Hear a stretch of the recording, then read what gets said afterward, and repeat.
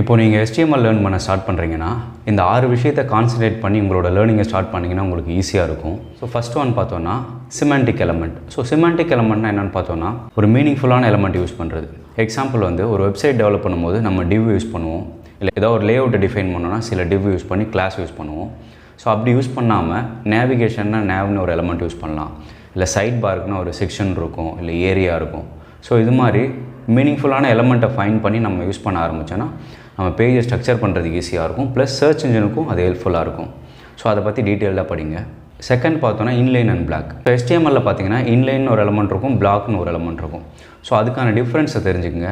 So பிளாக்ன்றது எப்படி behave ஆகும், இன்லைன்ன்றது எப்படி பிஹேவ் ஆகும், அது ரெண்டும் எப்படி கம்பைன் பண்ணி யூஸ் பண்ணலாமா இல்லை எங்கே யூஸ் பண்ணணுன்றதை கிளியராக தெரிஞ்சுக்கோங்க. ஸோ தேர்ட் பார்த்தோன்னா ஆட்ரிபியூட்ஸ். இந்த ஆட்ரிபியூட்ஸ்ன்றது என்னென்னு பார்த்தோன்னா ஆக்சுவலாக ஒவ்வொரு எலமெண்ட்டுக்கும் ஒரு ஆட்ரிபியூட் இருக்கும். ஸோ அந்த ஆட்ரிபியூட்ன்றது காமன் ஆட்ரிபியூட்டும் இருக்கும். ஸோ எல்லா எலமெண்ட்டுக்கும் ஒரு காமன் ஆட்ரிபியூட்டும் யூஸ் பண்ணலாம், ப்ளஸ் எலமெண்ட் ஸ்பெசிஃபிக்காக சில ஆட்ரிபியூட்ஸ் இருக்கும். ஸோ அதை வந்து தெரிஞ்சு வச்சுக்கோங்க. ஸோ அந்த எலமெண்ட்டுக்கு யூஸ் பண்ணால் அதோட பிஹேவியர் எப்படி இருக்கும். ஸோ ஆட்ரிபியூட்ன்றது காமனாக பார்த்தோன்னா அந்த எலமெண்ட்டோட பிஹேவியரை கொஞ்சம் மாற்றுறது, இல்லை அடிஷ்னலாக ஏதாவது ஒரு பிஹேவியர் ஆட் பண்ணுறது தான் ஆட்ரிபியூட்டோட வேலை. அடுத்து பார்த்தோன்னா ஃபார்ம் எலமெண்ட்ஸ்.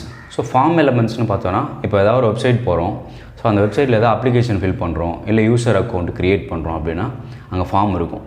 ஸோ அது டிஃப்ரெண்ட் டைப்ஸ் ஆஃப் ஃபார்ம் இருக்கும். ஸோ அது எப்படி க்ரியேட் பண்ணுறது, எக்ஸாம்பிள் வந்து ஒரு இன்புட்டில் வேல்யூ எப்படி கொடுக்குறது, மல்டிபிள் ஆப்ஷன்ஸில் ஒரு ஆப்ஷன் செலக்ட் பண்ணுறதுக்குன்னா அது என்ன யூஸ் பண்ணணும், இல்லை ட்ராப் டவுன் இருக்கும். ஸோ மல்டிபிள் ஆப்ஷன் செலக்ட் பண்ணணும். ஸோ என்னென்ன ஃபார்ம் எலமெண்ட்ஸ் இருக்குது அதை பற்றி நம்ம தெரிஞ்சுக்கலாம்.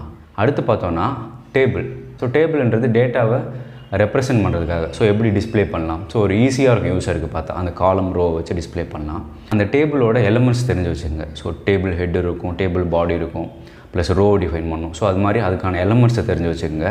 ப்ளஸ் அடிஷ்னலாக வந்து டேபிளை வந்து எங்கே யூஸ் பண்ணணும் எங்கே யூஸ் பண்ணக்கூடாதுன்னு தெரிஞ்சுக்கணும். ஏன்னா டேபிள்ன்றது ஆக்சுவலாக லேஅவுட்டுக்கு யூஸ் பண்ணக்கூடாது. ஓகே, ஸோ அடுத்து பார்த்தோன்னா ஹெட் அண்ட் பாடி. ஸோ இந்த ஹெட் அண்ட் பாடி டேக்கான ஒரு டிஃப்ரென்ஸ் தெரிஞ்சுக்கணும். எக்ஸாம்பிள் வந்து ஒரு HTML பேஜ் டெவலப் பண்ண ஆரம்பிக்கிறோம் அப்படின்னா நம்ம HTML ஸ்டார்ட் பண்ணுவோம். அதுக்குள்ளார ஃபஸ்ட்டில் வந்து ஹெட் டிஃபைன் பண்ணுவோம், அதுக்கப்புறம் பாடி டிஃபைன் பண்ணுவோம். இந்த பாடி டேக்ன்றது ஸோ அதில் மென்ஷன் பண்ணுற எலமெண்ட்ஸ் தான் நமக்கு வந்து வெப்சைட்டில் தெரியும். ஸோ ஹெட் டேக்கில் மென்ஷன் பண்ணுறது எதுவும் தெரியாது. ஸோ இது ரெண்டுத்துக்கான டிஃப்ரென்ஸு கிளியராக தெரிஞ்சு வச்சு ஆக்சுவலாக பார்த்தீங்கன்னா இந்த 6 விஷயத்தை நீங்கள் கான்சன்ட்ரேட் பண்ணி நீங்கள் லேர்ன் பண்ண ஸ்டார்ட் பண்ணிங்கன்னா உங்களால் ஈஸியாக மோஸ்ட் ஆஃப் த திங்ஸ் வந்து HTML கவர் பண்ண முடியும். ஸோ உங்களுக்கு லேர்னிங்கும் வந்து ஈஸியாக இருக்கும்.